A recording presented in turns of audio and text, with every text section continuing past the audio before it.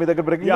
మీరు చెప్పిన పాయింట్స్కి ఇంకొకటి యాడ్ చేస్తారు. ఇందాక రవి గారు కూడా అన్నారు. ఏమన్నారంటే చంద్రబాబుని అరెస్ట్ చేస్తే సీఎం అయ్యారు, రేవంత్ రెడ్డిని అరెస్ట్ చేస్తే సీఎం అయ్యారు, హేమంత్ సోరెన్ అరెస్ట్ చేస్తే సీఎం అయ్యారు, ఇప్పుడు కేజ్రీవాల్ని అరెస్ట్ చేశారు కదా. But those are all rural dominated states. Delhi is 100% urban dominated state.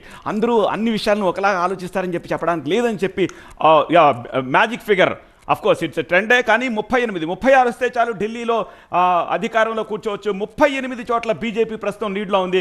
Election commission data కూడా నా దగ్గర ఉంది. ఎలక్షన్ కమిషన్ డేటా కొంచెం స్లోగా ఉంటుంది మా రిపోర్టర్లు అందించే దానికంటే కూడా, కాకపోతే అక్యురేట్గా ఉంటుంది కాబట్టి ఒకసారి ఆ డేటా చూపిస్తాను. సో ఆల్రెడీ లీడింగ్లో ఉన్న డేటా చూపించింది.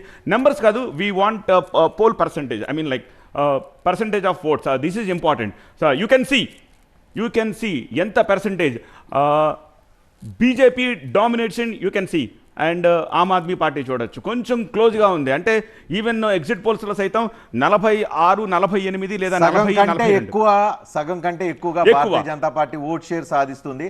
ఇనీషియల్ గా అందుతున్న ట్రెండ్స్ ని బట్టి చూస్తుంటే more than 50% vote share BJP ప్రస్తుతానికి సాధిస్తున్న పరిస్థితి కనిపిస్తుంది. ఇది ట్రెండ్ ఎక్కడి వరకు వెళుతుంది అనేది మనం చూడాలి. ప్రధానంగా రెండు పార్టీల మధ్య పోటాపోటీగా ఉంది. బీజేపీ హాఫ్ పర్సెంట్ కంటే ఎక్కువగా బీజేపీ లీడ్ మనం ఇక్కడ అబ్జర్వ్ చేయొచ్చు. ఓకే, ఒక్కసారి ఢిల్లీ వెళదాం. ఢిల్లీలో ప్రస్తుతం సిచ్యువేషన్ ఏంటి? ఒక కౌంటింగ్ కేంద్రం దగ్గర నుంచి మా ప్రతినిధి మహాత్మా డీటెయిల్స్ అందించేందుకు సిద్ధంగా ఉన్నారు. మొత్తం 19 కేంద్రాలు ఉన్నాయి.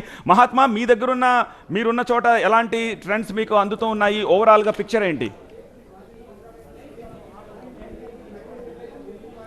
నేనున్నది ఢిల్లీ బీజేపీ ఆఫీసు. ఇక్కడ కౌంటింగ్కి సంబంధించిన స్క్రీన్స్ అన్నింటినీ ఏర్పాటు చేశారు. మొత్తం 70 అసెంబ్లీ స్థానాలకు జరుగుతున్న కౌంటింగ్ కాబట్టి అన్ని స్థానాల కౌంటింగ్ రిజల్ట్స్ని చూడడం కోసం మల్టిపుల్ స్క్రీన్స్ని ఏర్పాటు చేసి ప్రతిసారి కూడా భారతీయ జనతా పార్టీ ఆఫీసులో ఈ తరహా ఏర్పాట్లన్నీ చేస్తూ ఉంటారు. ఇకపోతే ఇదన్నీ ఊహించిందే. ఎగ్జిట్ పోల్ అంచనాలకు తగ్గట్టుగానే ఫలితాలు వస్తున్నాయి. ముఖ్యంగా ఢిల్లీలో అర్బన్ ఓటర్స్, ఇది పట్టణ రాష్ట్రం కాబట్టి పూర్తిగా అర్బన్ ఓటర్స్గానే మనం ట్రీట్ చేయాల్సి ఉంటుంది. ఈ అర్బన్ ఓటర్స్లో గత 5 ఏళ్ల కేజ్రీవాల్ పాలన పట్ల వ్యతిరేకత వ్యక్తమైంది అన్నది ఈ రిజల్ట్స్ని, ఎర్లీ ట్రెండ్స్ని బట్టి చూస్తుంటేనే అర్థమవుతుంది. నేను కూడా ఢిల్లీ ఓటర్నే. నేను న్యూఢిల్లీ కాన్స్టిట్యున్సీలోనే ఓటు వేశాను. ఆ సమయంలో అక్కడున్న ఓటర్లతోటి ఇంటరాక్ట్ అయిన బాజీ అన్నది నేను ఎవరు కోటేసాను అన్నది కాకపోయినా నేను ఇంటరాక్ట్ అయిన వాళ్ళు మెజారిటీ భారతీయ జనతా పార్టీకే ఓటు వేశామని చెప్పారు.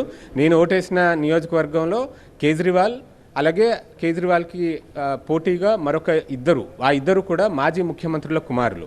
ఒకరు పరమేష్ వర్మ, మరొకరు శీలా దీక్షిత్ కుమారుడైన సందీప్ దీక్షిత్. అలాంటి అత్యంత కీలకమైన ఇక్కడ చెప్పు మహాత్మా, సందీప్ దీక్షిత్ ఇక్కడ పెర్ఫార్మ్ చేస్తారు. శీలా దీక్షిత్ లెగసీకి సంబంధించి కొంత ఈసారి ప్రభావం చూపించవచ్చు ఇవన్నీ అన్నారు. అలాంటి పరిస్థితులు ఏం కనిపిస్తున్నాయా, కనిపించట్లేదా? ఓవరాల్గా అసలు ఇక్కడ కాంగ్రెస్ పార్టీ గేమ్లోనే పెద్దగా లేదు అన్నట్టుగానే ఉంది. ఎందుకంటే ఇక్కడ బైపోలార్ అయిపోయింది. అయితే ఆమ్ ఆద్మీ పార్టీ లేదు అంటే బీజేపీ, ఈ రెండు పార్టీల వైపే అటు ఇటుగా ఓటర్లు చీలిపోయారు తప్పితే ఇక్కడ మూడవ ప్రత్యామ్నాయం దిశగా ఎవరూ ఆలోచించలేదు. నిజానికి కాంగ్రెస్ పార్టీ 16 సంవత్సరాల పాటు వరుసగా ఢిల్లీని పాలన అందించింది. అందులో యూపీఏ హయాంలో షీలా దీక్షిత్ ముఖ్యమంత్రిగా ఉన్నప్పుడు ఇక్కడ infrastructure push, metro railway network కావచ్చు, లేకపోతే ఫ్లైఓవర్లు కావచ్చు, ఈ ఏషియన్ గేమ్స్, ఇట్లాంటి కామన్వెల్త్ గేమ్స్ నిర్వహణ, వాటి కోసం పెద్ద ఎత్తున ఇన్ఫ్రాస్ట్రక్చర్ డెవలప్మెంట్ అన్నది జరిగింది. ఆ తర్వాత నుంచి అటువంటి డెవలప్మెంట్ లేదు. కేవలం వెల్ఫేర్ స్కీమ్స్ మాత్రమే అమలవుతూ వచ్చాయి ఆమ్ ఆద్మీ గవర్నమెంట్లో.